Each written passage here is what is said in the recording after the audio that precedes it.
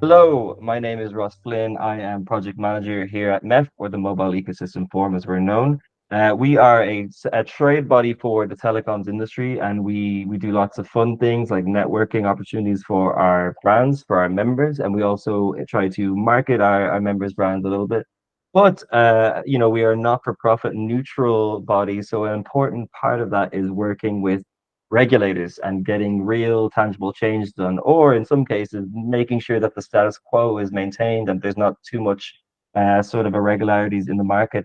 So I'm here to talk to someone who knows a lot about or works with regulators quite a bit, I would say. Joanna Cox from AIMM, who is the general manager. How are you doing, Joanna? I'm really well, thank you, Ross. You good, Perfect. Sal? I'm good, thank you, thank you. So who are AIMM and who are you? Can you give us a brief introduction? Yeah, of course. So AIM, like yourselves, we're a not-for-profit trade association. We're a bit different from you guys in that we're UK based.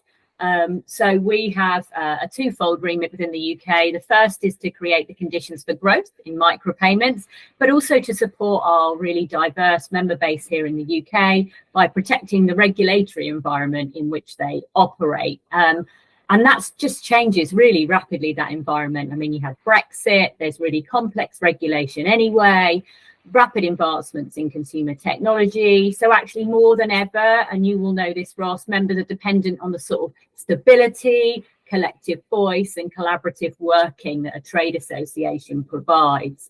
I'm Joanna, general member of AIM. I joined in 2018. I've got over 20 years experience of this market. I've worked for several payment intermediaries and a major UK broadcaster. So hopefully I have an understanding of the opportunities and challenges that we're facing at the moment.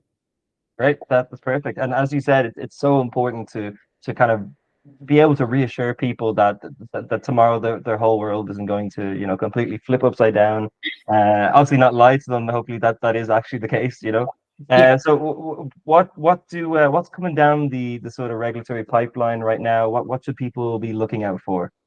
Wow, in the UK right now, there are a few things that providers should be aware of. In terms of regulation that could be business affecting, the biggest change in the UK regulation in a decade is being developed right now.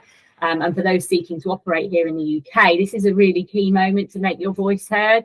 So back in May 2022, the PSA, who are the regulator, the Phone Paid Services Authority, they announced they're going to transition power to Ofcom, who would then continue to regulate.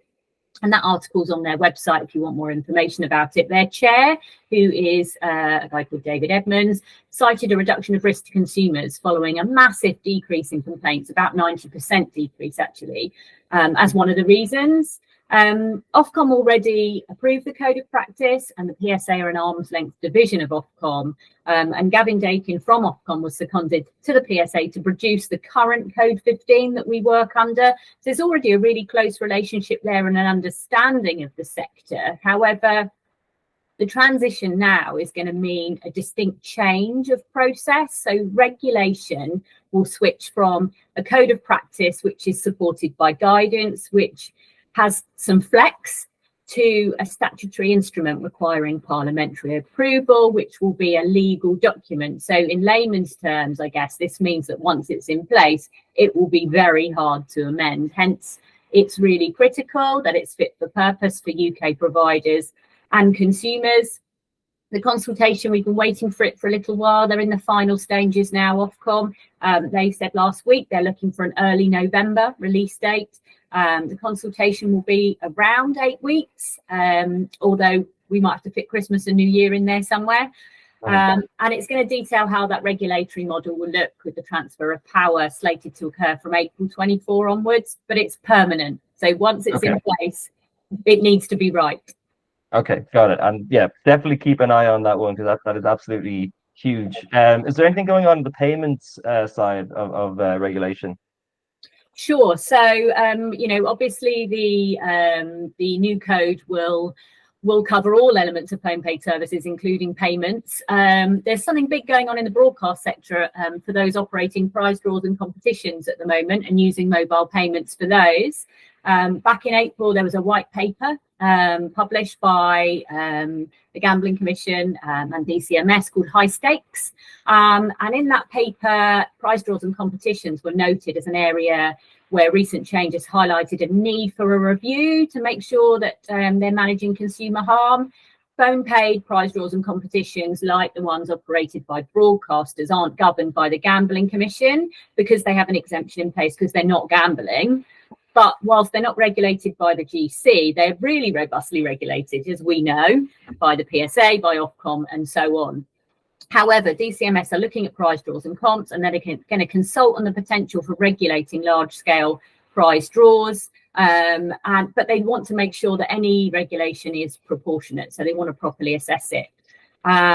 We've proactively offered first-hand documentation to the Department for Culture, Media and Sport and the Gambling Commission, complaint metrics, demonstrating the lack of consumer harm in this area, and lots of other evidence showing the efficiency of the current regulatory regime. Our position is that there's no need to over-regulate an already really squeaky clean area of industry, and I met with DCMS and the GC yesterday to hand over and talk through that evidence. It was a really positive meeting, and we'll be keeping in touch with them to be on hand if they need further information and to keep ahead of their thinking. So obviously we'll keep people posted on that.